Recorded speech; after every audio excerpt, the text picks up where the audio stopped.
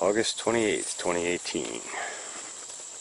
Well, I'm down here weeding the leeks, getting ready to put some mulch down, and realized what an excellent opportunity I had to talk about soil health, tillage, moisture retention, all that sort of stuff. So first I want to point out where I tilled here, and nothing's planted. You can see there's even like some moss, some algae like stuff growing on there from when we had the rains the last couple weeks. Now the soil is drying out and cracking, and you don't ever want to see that in your soil. That's not good for your biology or for your soil structure or health. My intent was to get back here and mulch this sooner. I did not get to it.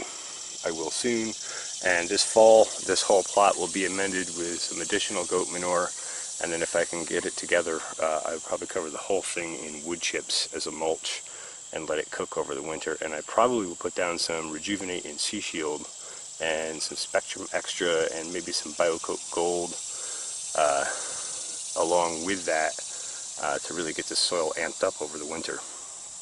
Anyway, that said, I just want to say, like, where I've been weeding, you can see that there's a lot more moisture in the soil there than like here where it's drying out so much that it's actually cracking and separating. And you can see as I finger into that hard soil that it's A, it's really packed and hard and not really alive, and B, it's pretty dry. And you can see over here where there are weeds, some of these weeds were quite large, as you can see. So they were standing up, you know, about like that, maybe a little shorter.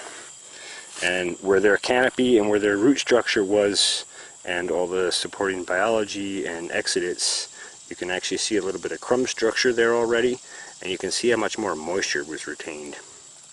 So that's a comparison between just where plant canopies are and where they aren't. And I came down here on the far end and I was just wiping out some pokeweed here, and I realized you could really see the difference. This pokeweed, the canopy for it was out over this whole edge here, and you can see that even though the actual stalk of the plant is back here, that where the canopy was, that soil is notably darker, notably more moist. So I'll just go in here with my fingers, and you can see that it's moist enough that when you press it together it actually forms a clump and then breaks apart. And then over here where the canopy wasn't, it's powdery, kind of sandy, and it doesn't really clump up either.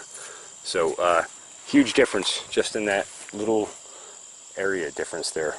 So just trying to help people understand how important keeping your soil covered is, whether it's with a living growing canopy or with a mulch.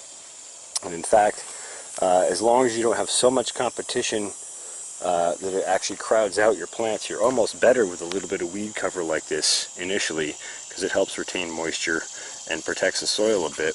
And so I'm kind of taking advantage of that now that these transplants are coming up to size. I'm coming through, and as you can see, I'm weeding right down between the rows, nice and clean. And then I'm going to come in here with a bunch of that grass clippings mulch that I use and fill all these spaces. And then hopefully, if I get time, I'll be back in here a couple more times in the fall with some wood chips, and I'll keep packing these up, and that'll help us blanch these leeks even deeper into the soil. Right now these are about 3 inches in the soil, so they'll have about a 3-inch white stalk on them. But if I can get more mulch built up, they'll have a thicker layer and a much longer blanched area, which is what people seem to really like. I like the green part just as much myself. I love to sear that in the pan with a good meat, or any million other dishes. I guess we'll just take a quick look here at the potatoes. Those look like they're doing pretty well. I still haven't gotten back in here for a foliar feed, so we're running strictly on soil and a little bit of goat manure amendment that I put in a couple of months back. But let's compare soil moisture, say here where we don't have the mulch, and you can see there's moisture a few inches down there. Unfortunately, the soil is actually decent there, but you know, near the top it's pretty powdery, it's pretty dry. We'll go take a dig underneath where the mulch is here, and we'll see what we got. Yeah, look how much darker that soil is.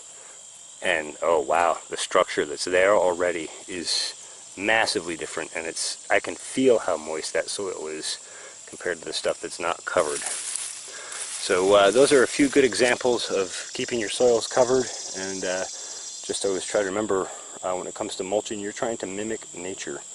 I have another mulch video that I took the other day when I did the nature walk video, and I will put that up at the same time I put this one up, so you can check that out as well. I just kind of go through the forest floor and examine the leaf mulch and the matter that's on the floor there, and the top, the subsurface or the top surface of soil that's there. Hope you found this informative or interesting. Hope you'll like or subscribe or comment if you have something to comment about, or if you like the video. And don't forget to hit that notifications icon if you want to get notified when we put new uploads up. Thanks for watching the Pharmacy Seeds Network.